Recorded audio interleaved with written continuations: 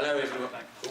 Hello everyone. Welcome to Spa and our post-qualifying press conference from, I think, what we all agreed was a very exciting, dramatic, frenetic, and various other words qualifying session.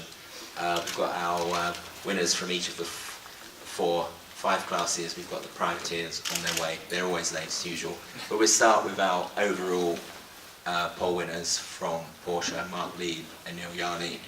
I'll start with you, Mark, because you were in for the dramatic and exciting finish. Obviously, with the track drying, it was imperative that the first driver, who'd had the worst of the conditions, had to get back in. So then you just had to go out there and learn the average. What was sort of going through your mind at the time?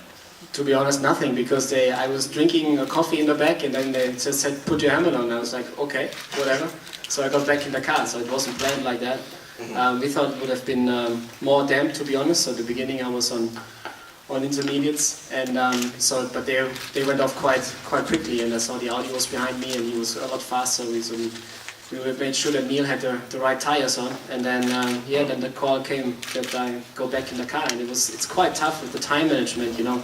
And we just got the 2 timed laps, which was the big thing at the end. I think it wasn't the actual lap. So when I was out there, I just made sure I had a really good out lap on the second time, just to make sure to get the 2 timed laps. I mean, you're an old Porsche guy, not an old Porsche guy, but you've been with Porsche for 10 years. What does it mean to get their first pole position, overall pole position? I mean, a lot for the team, a lot for everybody. You know, it has been a long way for everybody. It's been dramatic the last year. So many test kilometers, so much effort, building a brand new team. Having a podium finish in Silverstone was exciting. We were quite disappointed in our car, and now to get the first pole position is, to be honest, really, really cool. Neil, I mean, I guess same for you.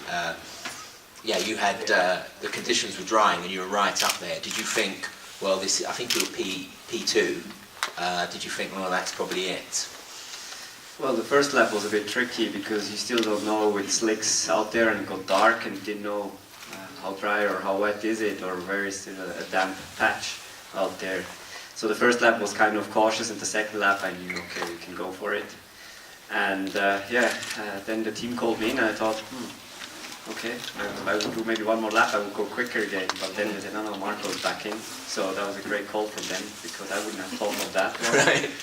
And he managed to do 2 laps, so great. I mean, so we all dreamt of a pole position.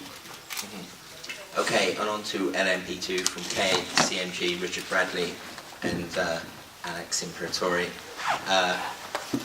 I'll start with you, Alex. You've got the mic and the hat.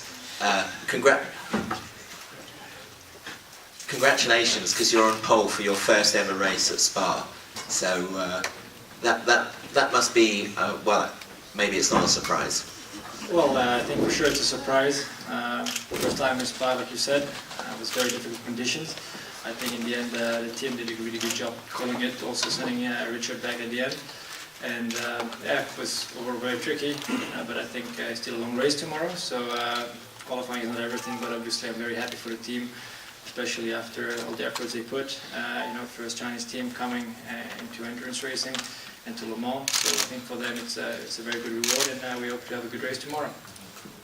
Richard, you were ahead after you got out the car, but then you had to get back in the car. Am I right in that you only did 1 flying lap after you got back in? Yeah, I only did 1 flying lap. At the beginning I was on intermediates, and then they boxed me halfway through the session. I had to make the call on the tyres, so we decided to go to the slick. But obviously we had to lower my average, so I had to jump back in the car, and it was already Greg told me, my engineer, that I had to push on the out lap to make sure I got back around, and luckily I did in time.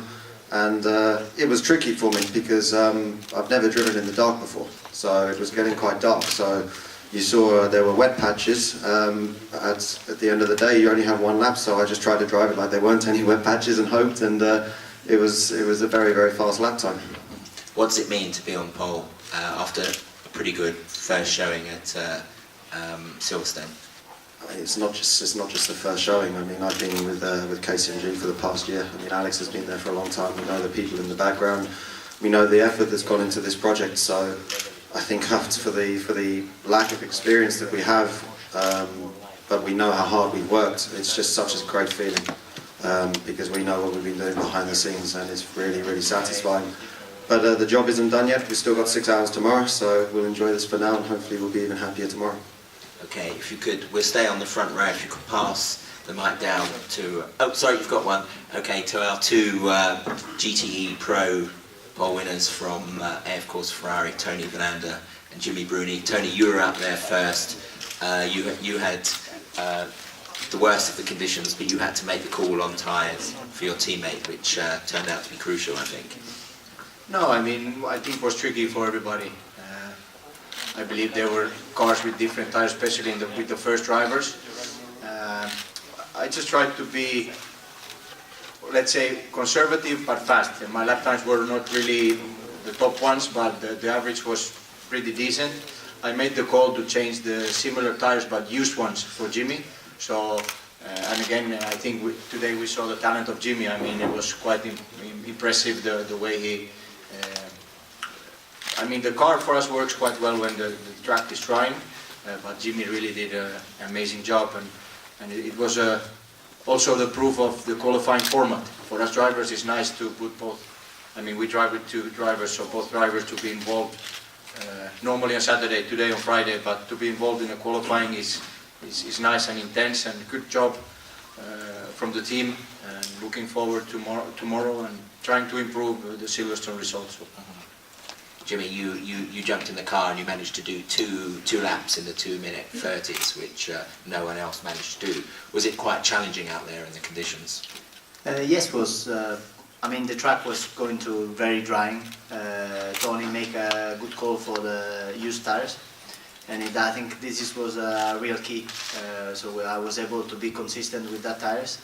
And after, when we were doing the belt and everything, Tony was giving me good advice where should go, where not should go. And after, as soon as I jump in the car, I try to push as maximum I can, and try to be consistent on the lap time, because that's the key of qualifying, and it works very well. So I'm very, very happy because I think this condition was very difficult for us, for our car, but the team did a very good job to manage the qualifying, waiting a bit. My engineer did a very good job waiting a bit during Tony qualifying and my qualifying, and just going out again with better tires than what Tony finished. So it was a very good strategy on the 30 minutes qualifying.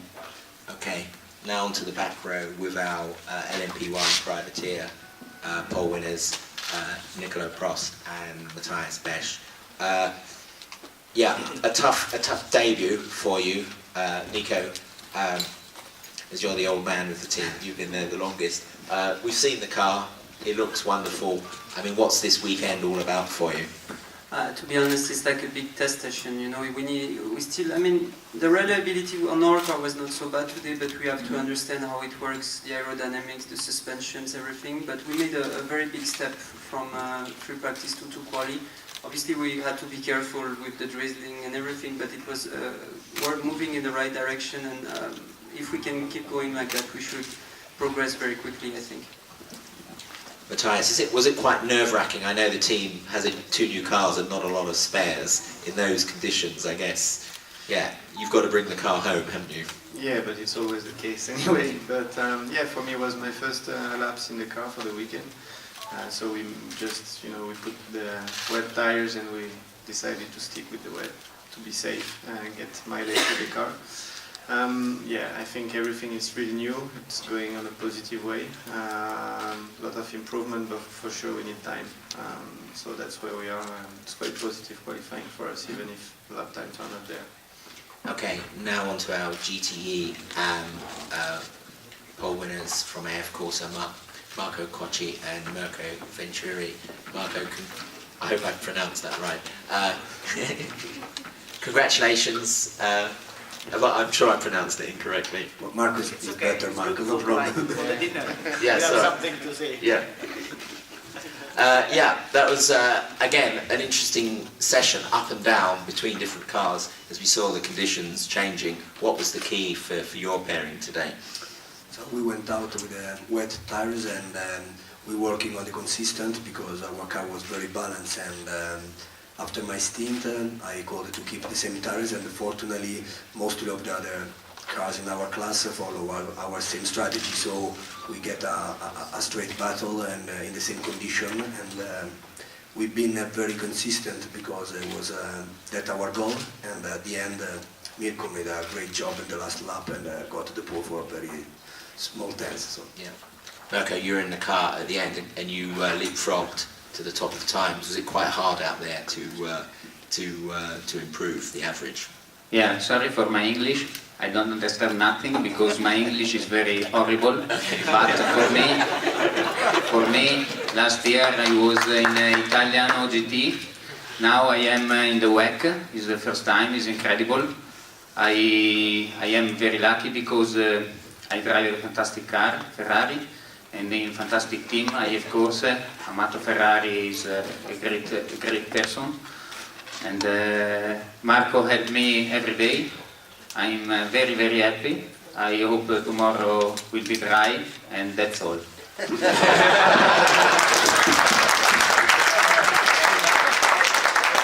Okay, I'm told we have a new star, I think. No questions. We have a roving mic, so if there are any questions. No, thank you very much for coming, and we'll see you all tomorrow. Thank you.